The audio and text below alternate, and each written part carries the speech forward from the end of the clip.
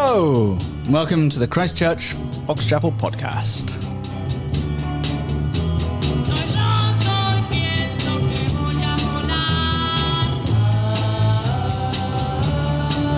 It's the fastest growing conservative, evangelical, charismatic Anglican podcast in the entire Fox Chapel area. Hey, guess what? Joined today the magnificent by the treasurer of Christchurch Fox Chapel, Mr. Joseph H. Nawrocki. Well, greetings and salutations. Thank you. Hey, Joe. Welcome. Thanks for having me. Good to have you. It's a joy. Yeah. Thank you. This is 4 days in a row that I get to see Joe Nawrocki. So 7 years in a row for me. Yeah, it's good. It feels longer, but yeah. We merged drinks cabinets about 3 years ago, and we've seen each other pretty much every day since then. Ah, nice. It's been good. It's pretty good. Well, we don't have any such any drinks for this podcast. I've just finished my tea. Oh yeah. Right, and Joe's finished his... I have a limoncello LaCroix. That looks awful. It's really bad. Yeah. Did you find that in the church fridge? I found it in my fridge. Okay. But not my favorite. No, Yeah. it's not. I like the brand. I don't like that flavour. I don't even like the brand. Oh. Yeah, it's okay. I hope it's not bad for you. Otherwise, I'm in trouble. You know what I do like, though? Oh. God's Word. Is it Matthew? Bible. Matthew 24. Yeah. Was that a good effective transition? Yeah, that's really good. I thought so. Yeah. Yeah. So we finished Joel, right? And all that stuff about locusts and cataclysm and the sun and moon being darkened and all that. The end of the world tune. Yeah, we're finally done with that. We're in Advent now, right? Mm-hmm. Or are we in Advent now? Well, as people who listen to this, we're in Advent. Eschatologically, we are. Yeah. Yes. But as we record this, it's the Tuesday before Thanksgiving. So you be the decider, listener. But we're in Advent. And Advent is, at least, so we're actually going, instead of a series as such that we've designed, we're using the lectionary, which is a collection of readings that a lot of churches use all the time, where the readings are kind of picked for you. And traditionally, the lectionary, which begins in Advent, the church year begins right now, is sometimes a bit difficult to preach through, because you're trying to figure out what the committee that designed it was thinking when they did what they did. yeah. But there's definitely a theme, or at least we try to impose a bit of a theme on this, and it's being ready for Christ. Yeah. Yeah, Advent. This is like one of the times that I kind of like the lectionary, like that. Yeah, it works. They have some, because it's just it's a unique season, right? So we're looking forward to Christmas, which was the first coming or Advent. Mm-hmm. That's from the Latin Adventus. Oh, thank you. Yeah, no problem. I'm sounding like I've studied for this. You're ahead of just us, a little I bit, think, Ben. just a tiny bit. Yeah. So I don't just naturally know all this. And then the second Adventus would be the coming back of Christ. So this is one of the things that somebody I read on the internet said, that we're looking forward to Christmas, where we celebrate the first coming, but that reminds us that Jesus has promised he's going to come back. There will be another Advent, and to kind of wrap up this show. Okay. And by this show, I mean human history, and right. And so we're like looking forward to everything kind of being tied up and resolved and fixed, and all of our purposes. So this is one of those kind of prophetic things and theme tunes repeating things, where telling the story of the coming of Jesus before his birth is actually woven in to the telling of the story of his return. Yes. Okay. Precisely. Cool. And we're going to talk about the sun and moon being darkened. Right. And we're going to talk about locusts over the next 2 weeks. So I know everyone's just what you all wanted. Here we go again. Yeah, here we go again. Well, I mean, before we get into it, I think what was interesting about Joel was we started it thinking, very helpfully, this would be really good in the middle of a crisis to talk about renewal, because we're seeing renewal and we're in a crisis. But what we discovered through the reading of Joel, a completely unread book, or very unpopular book at least, is that it's really, really relevant to our lives today and actually picks up on pretty much the whole story of Scripture. So it is a good run-in. I think someone emailed, actually, it was Bill and Arlene Gordon just emailed, and from their trip watching online, they said just how well they thought that Joel would run into Advent as a kind of lead-in. Yeah. So what's the deal? Should we look at it? Do you want to grumble first about the lectionary before we? Yeah. You go. Go for it. You do it. No, I'm happy, but you're annoyed, so you. Oh yeah. Okay. So this is what's annoying. The passage that they gave us is like verses 29, Matthew 24, verses 29 through 31, and 36 through 44. Mm-hmm. All right. Why are we skipping 32 and 35 through 35? Like, what's with that? Because there's some like complex things to understand in there, and it sort of is like, I don't know, if you walk into someone's house and there's just like, I don't know, some sort of like really bizarre statue in the middle of the living room, and it's like right there, and they just like ignore it. They're like, oh, everything's fine, everything's good, like that, and you're like, what's that in the middle of your living room? Like, can we talk about that? That's how I feel about this passage, right. the way that the lectionary is doing it. Like, let's just read the whole thing and explain the weird thing that Jesus says in the middle of the passage that the lectionary skipped. I get annoyed when they're like skirting around confusing things. And this is all confusing enough to begin with. So, right, yeah, okay. That's my rant. You deserve it. Well done. I'm intrigued. I want to know what's behind the closed door. Yeah, that's my rhetorical hook. Yeah. Well, I'm in. So what do you want to do? Want to read it? Yeah.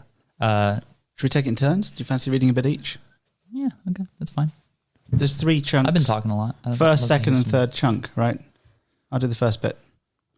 Immediately after the tribulation of those days, the sun will be darkened, and the moon will not give its light, and the stars will fall from heaven, and the powers of the heavens will be shaken. Then will appear in heaven the sign of the Son of Man, and then all the tribes of the earth will mourn, and they will see the Son of Man coming on the clouds of heaven, with power and great glory. And he will send out his angels with a loud trumpet call, and they will gather his elect from the 4 winds, from one end of heaven to the other. Verse 32. I'll do the middle part. From the fig tree, learn its lesson. As soon as its branch becomes tender and puts out its leaves, you know that the summer is near. So also, when you see all these things, you know that the end is near, or that he is near at the very gates. And here's the bizarre one. Truly I say to you, this generation will not pass away until all these things take place. Heaven and earth will pass away, but my words will not pass away. Take us home, Joe. We're at 36? Yeah, down to the Lewis Hamilton of verses. right. Okay, I'll do my best. 44. But about that day or hour, no one knows, not even the angels in heaven, nor the Son, but only the Father. As it was in the days of Noah, so it will be at the coming of the Son of Man. For in the days before the flood, people were eating and drinking, marrying and giving in marriage, up to the day Noah entered the ark. And they knew nothing about what would happen until the flood came and took them all away. That is how it will be at the coming of the Son of Man. 2 men will be in the field, one will be taken and the other left. 2 women will be grinding with a hand mill, one will be taken and the other left. Therefore, keep watch, because you do not know on what day your Lord will come.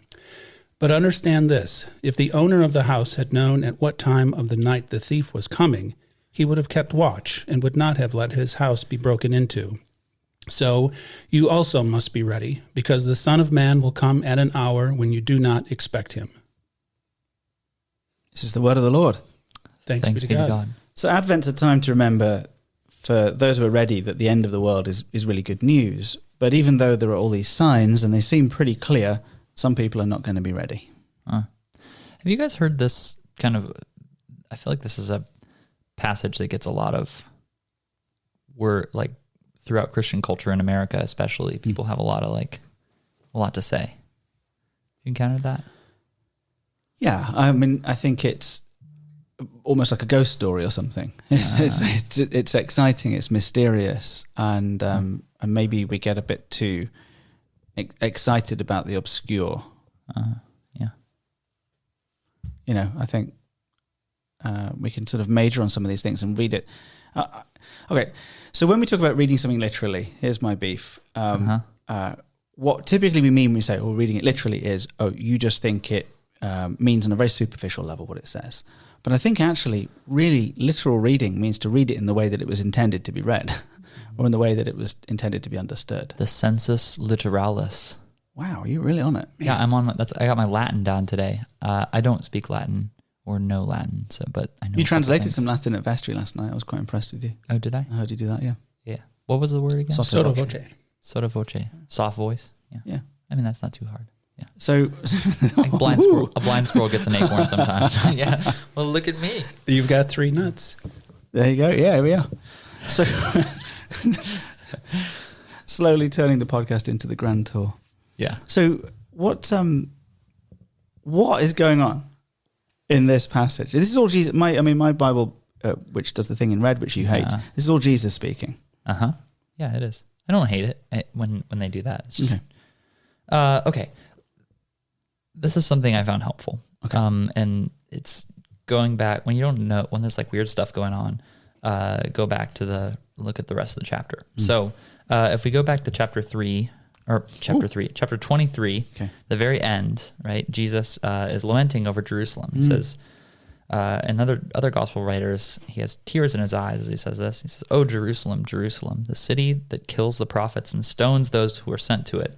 How often would I have gathered your children together as a hen gathers her brood under her wings, and you were not willing." So Jesus has entered into Jerusalem, right? They've already done the triumphal entry. Yeah. He's in the week before his death.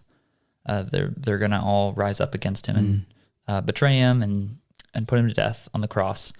And he's been in the temple. He's made this big sort of scene where he turned over tables and all that kind of stuff. And now they're leaving the temple. This is chapter 24, verse 1. Jesus left the temple and was going away when his disciples came to point out to him the buildings of the temple. And other gospel writers, they're like, look at these beautiful buildings. They're marveling and at they how great it were. is. They were really, Herod the Great built this awesome temple complex. So, they're like, oh, this is great. Look at the beautiful temple. And Jesus just throws a wet blanket on the whole thing. He says, you see all these? Do you not? Truly, I say to you, there will not be left here one stone upon another that will not be thrown down. So he's saying, judgment has come on the temple, on all of this. And then they go over to the Mount of Olives, which is it's like a hill across the valley, away from where the temple and whatnot. And he sits down, and his disciples came to him privately, saying, tell us 2 questions. Tell us, when will these things be? What are these things? The thing that Jesus is prophesying. Yeah, the temple being thrown down. Yep. Right? This doom of the temple. And number 2, what will be the sign of your coming at the end of the age? So they knew Jesus was the Messiah, right? And the Messiah is going to come back and rescue everybody.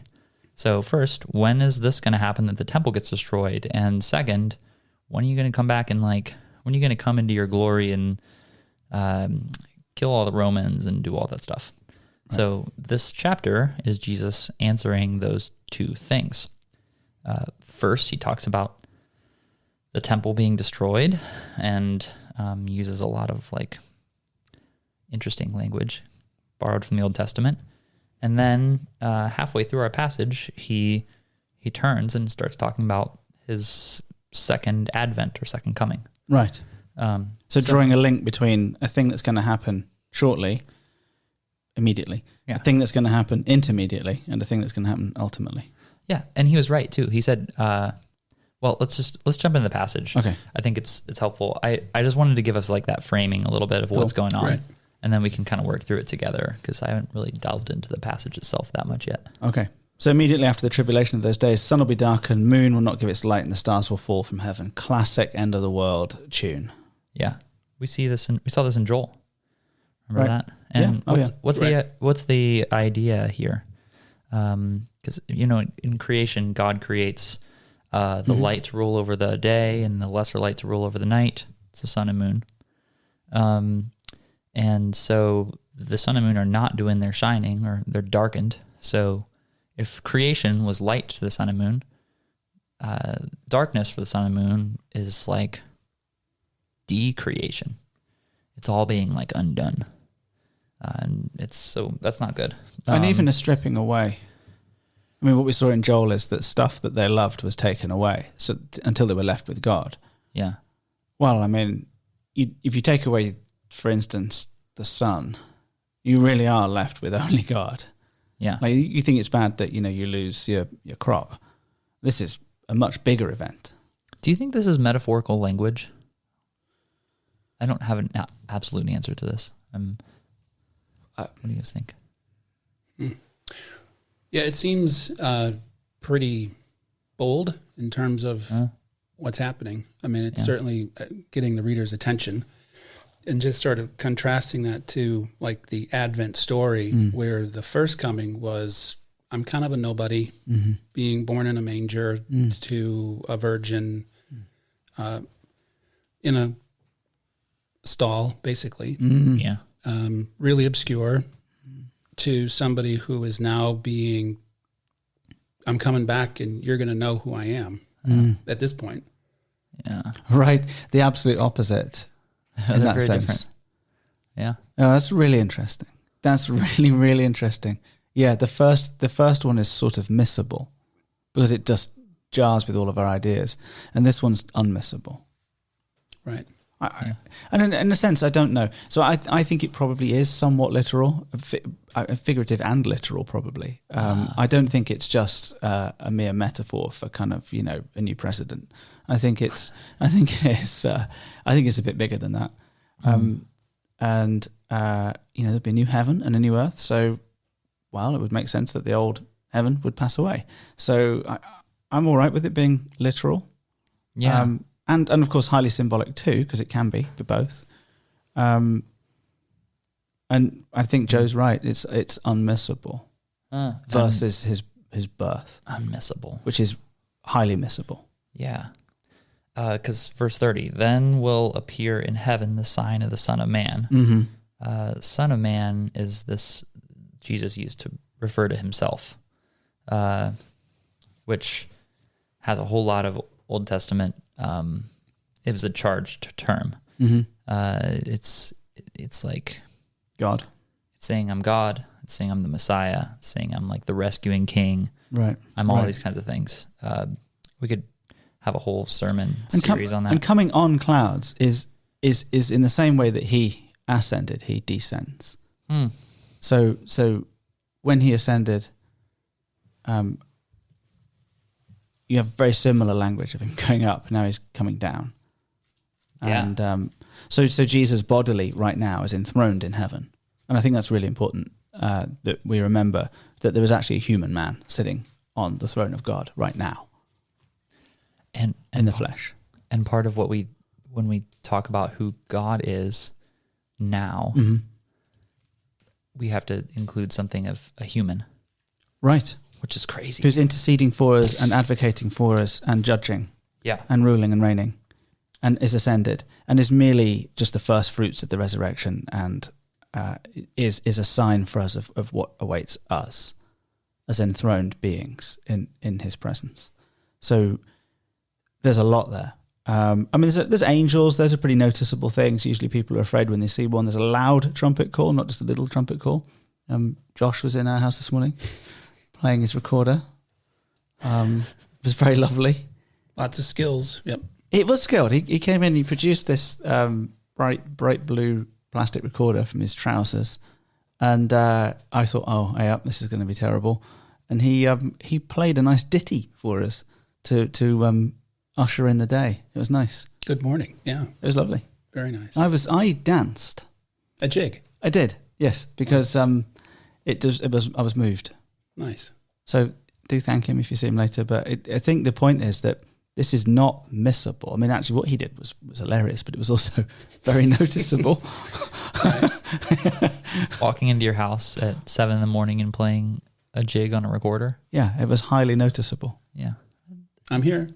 That's what he's saying. I'm here. And this reminds me of Daniel chapter 9. Mm-hmm. Your son reminds me of Daniel chapter 9, where Daniel says, then I looked, and I saw one like a son of man coming on the clouds with great glory. Right. And so... Four winds feels like a Daniel image as well. The kind of points of the compass, and we had that in Joel as well. That kind of idea of north, south, east, west. Yeah, kind of. This is global. Everything's being affected, and there's a trumpet call. Wow, we saw that in Joel too. Mm-hmm. Recorder. People mourning. All the tribes of the earth will mourn. Gather. That's a Joel word. So, and this is immediately after the tribulation of those days. Right. Now, what the heck does that mean? What's he talking about? Is he talking about like cataclysm after the destruction of the Jerusalem temple? Or is he talking about something else later on? Every prophecy has an immediate, intermediate, and ultimate fulfillment. Yeah. So I'm going to go with as many different things as it could be. It's those things. Yeah. That's what I'm going with. But we do have to note, so he talks about the fig tree and how when you see its branches coming out, summer's near. Mm-hmm. Basically, pay attention to the signs, and in the same way, pay attention to the signs, and you'll see that the Son of Man is here. So this is the same point that it's noticeable. It's noticeable. This stuff is noticeable. I think it's like the Josh thing. This is noticeable. This is a very big sign, a series of big signs. Now here's the creepy thing. Mm-hmm. Verse 34. Truly I say to you, this generation will not pass away until all these things take place. Now these things, right? What did the disciples say? Right? Their question. They had two questions for him. Remember?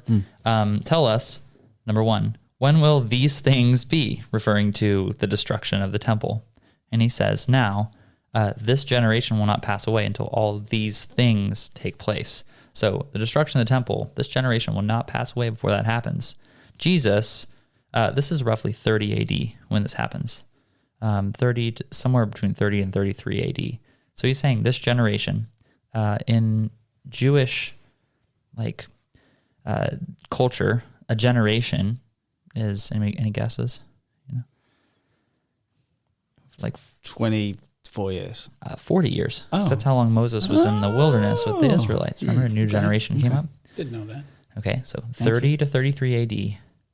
70 AD, 40 years later. The fall of Jerusalem. Jerusalem falls and the temple is destroyed. So, is that bizarre? I mean, we shouldn't be shocked by that. But every prophecy has an immediate, intermediate, and ultimate fulfillment. And so when Jesus is talking about himself, when he's talking about this, he's talking about his death, that's immediate. Yeah. He's talking about the trashing of the town, that's intermediate. And he's talking about the remaking of the heavens and the earth, which is ultimate. Yes. And so we just have to pay attention and realize that, is he talking about the destruction of the temple in this passage? Yes. Yes. Like he was pointing to an event that, from our perspective, but not only happened. talking about it. But there's something else too, because he answered this other thing. When will you come? What will be the sign of your coming at the end of the age? Right, which is not about the temple. So Jesus in this passage is not concerned about giving us a precise timeline of when everything is going to happen and all that. His emphasis is on readiness. May I interrupt for a moment? It feels very much on point. The whole question of when is this big event going to happen? Yeah. That feels highly relevant to an important word from our sponsor. Oh, yeah. Sunday, Sunday, Sunday. Bacon Sunday at Christ Church, Fox Chapel. Like bacon? Like Sundays? Then come to Bacon Sunday, as the men of the vestry serve bacon, egg, and cheese muffins from our certified professional-grade kitchen. Too extreme for the Methodists, too extreme for the Presbyterians. Bacon Sunday is too extreme for Pennsylvania, but not too extreme for Christ Church, Fox Chapel. Bacon Sunday, the second Sunday in Advent, December 4th. Only at Christ Church, Fox Chapel. Sausage also available. Terms and conditions apply. I'm Pastor Ben Hughes, and I approve of this message. Wow, I'm hungry. Yeah. That That guy, whoever he is, what a voice. Yeah, I know. Who is that? Who could it be? We will never know. Good thing I gave my approval in that at the end of that. Yeah. It's really quite excellent. I bring this up because we always want to know when things are going to happen, don't we? We do. We don't like, if we'd said, we're going to do this Bacon Sunday thing and we'd not told anybody when it was, that would be infuriating. It would be like, hey, Bacon Sunday is coming. Be ready. Yeah, be ready. Behold, you will know.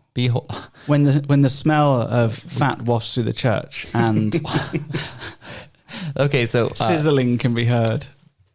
Quick anecdote.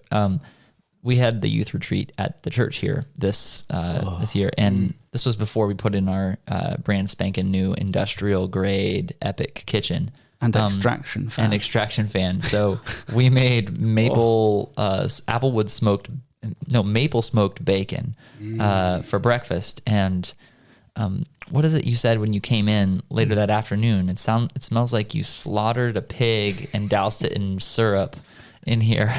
It was a very powerful and distinctive smell. Yeah, that had permeated pretty much the entire church and was there for a good 2 weeks. But it was particularly strong just as the congregation arrived. And it was not that I had passed gas for once, so it was a terrible stench. It was terrible. It was the smell of death. Yeah, the aroma of death. It wasn't great. I like to say it was the aroma of Christ. Okay. I don't think it was. Yeah, I don't think that was that. But there's something about big events. We get excited. We want to know when they are. We count down. Yeah. We love planning. And this thing is both guaranteed. I mean, Bacon Sunday is actually not guaranteed, right? The Lord could return. The church could burn down. There's a number of variables that could prevent Bacon Sunday from happening. Yeah, this is true. But the return of the Lord is completely guaranteed. It is sealed. It is going to happen. Yeah. Bacon Sunday, we know exactly when it is. I've forgotten the date, Joe. Do you remember? December 4th. Oh, you sound like that guy. I've really wrestled over the use of church funds to hire a professional voice actor like that, but it just shows where our priorities are, I guess. Joe Nawrocki is a professional great announcer. I really think you could be like a books on tape reader. Yeah, you actually do sound like Sassy and Waldo from the book Two Dogs in a Trench Coat. Yeah. Oh, that's a beautiful compliment. Thank you. This was one of my favorite books. I'm very familiar. Wow. There it is. With pretty much the whole of that book. Yeah, but concerning the day and the hour, no one knows. You're not familiar. And this is it. This drives us mad. We want to know, which is, I think, probably why a lot of people read this stuff and they get very excited because they say, right now, we know. Because how many times have people said, the end is nigh, we know when it's going to be, we've got the secret knowledge, we're in on this, we know. The Jehovah's Witnesses, famously in the Watchtower magazine, in the last 100 years, have actually said it's about to happen. They've done that about 10 times. Yeah. And it didn't happen. Yeah. And then you're like, oh, I miscalculated. They backtrack and they say, well, you're misreading what we said. We meant it in a metaphorical sense. No, we didn't mean literally now. They've backtracked and watered down every prophecy. Yeah. But of theirs, false prophecy, as it turns out.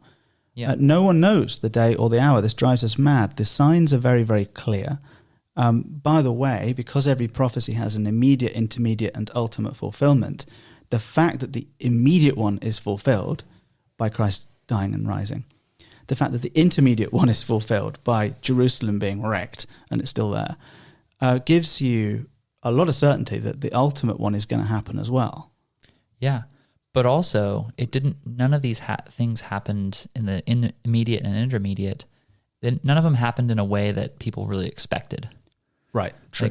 There's always like a twist, something. But it fits the pattern perfectly. I feel like prophecy often works that way. So in the days of the flood, right, and he's talking now about Noah. People are eating and drinking and marrying. That's a Joel image as well, having to come on your wedding night to lament. And And they were unaware until the flood came, which is kind of funny because there's some dude in town building a massive boat saying, yeah, there's a flood coming. I'm like, what? I didn't see this happening. They're unaware. There's a bizarre level of spiritual blindness, an astonishing level of spiritual blindness. Yeah. They kind of missed the arc, so they chalk it up to insanity. So we were talking in men's group about, you probably remember this, Joe, on Saturday, about this one false teacher. And I said something like, I just don't understand how so many people are able to be deceived. And Joe looked at me and said, it's because they want to be deceived. I was like, oh yeah, we do. Our ignorance is often willful. Okay.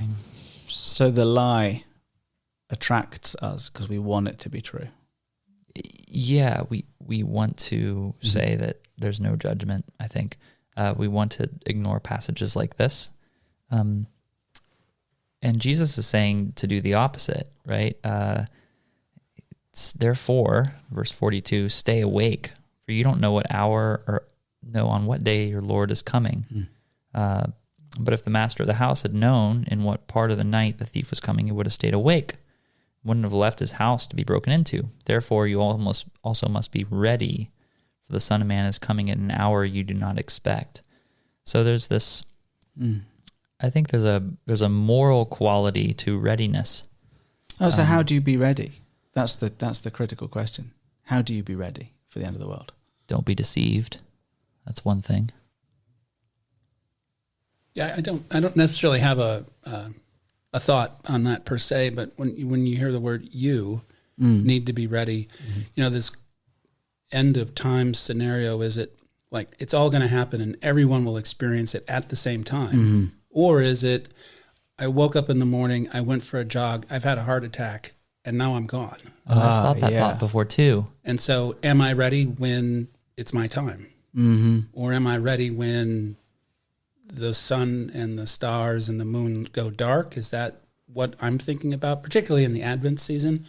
Or am I thinking about, am I personally ready for what the second coming will mean for me? I think that's really good. Like the In Christ Alone lyric that says, till Christ returns or calls me home. I guess the answer is it's the same, right? Whichever comes first. But it's a great question. And actually it's a really good point to make because the return of Christ seems odd and distant and unlikely and all those things. But the end of me, that seems a lot more likely. Right. A lot more. It's certain. It is certainly going to happen in the next 100 years that I die. Yeah. That is guaranteed. Yeah.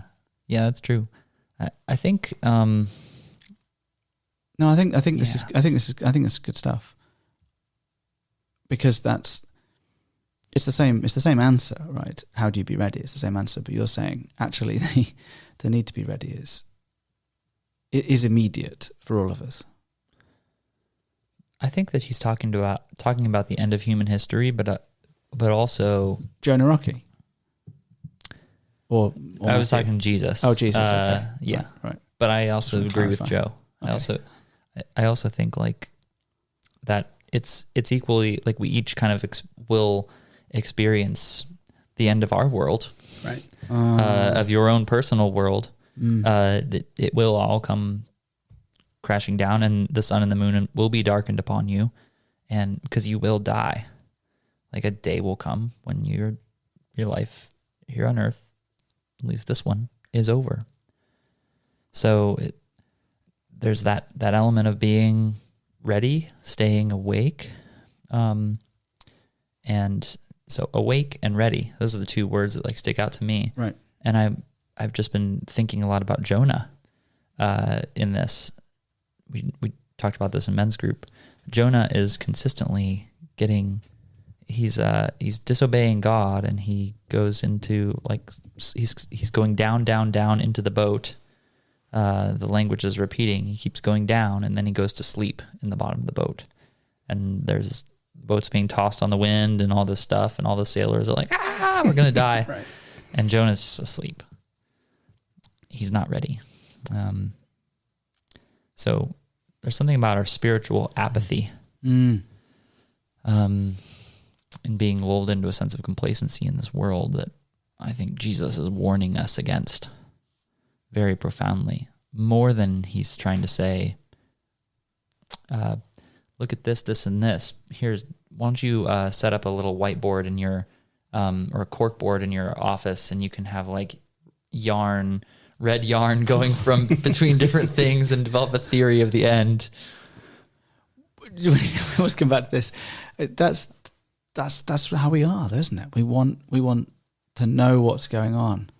The appeal of all of these sort of theories is that we get the edge, we get the secret knowledge. Yeah.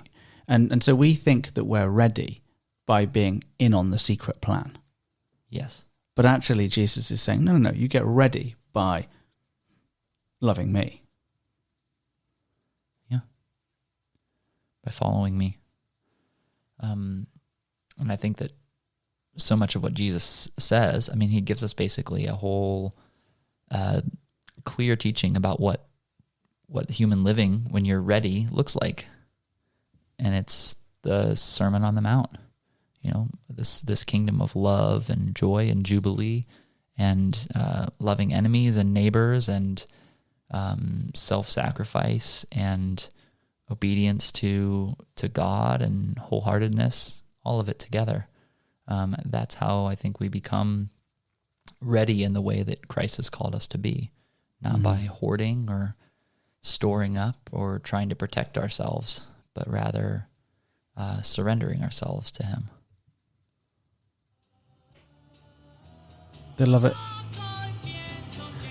They're good theologians, those Los Yetis. They're getting better. They've listened to a lot of podcasts. They have. Maybe that's the smell. Maybe that's the smell that you were talking about earlier. Off air, that no one knows about. Oh yeah. It's obviously the smell of Yeti. Yes. Well, Cheers. This has been a podcast of Christ Church Fox Chapel. Thank you especially to Joe Nawrocki for joining us, and thank you for listening. We'll see you all very soon.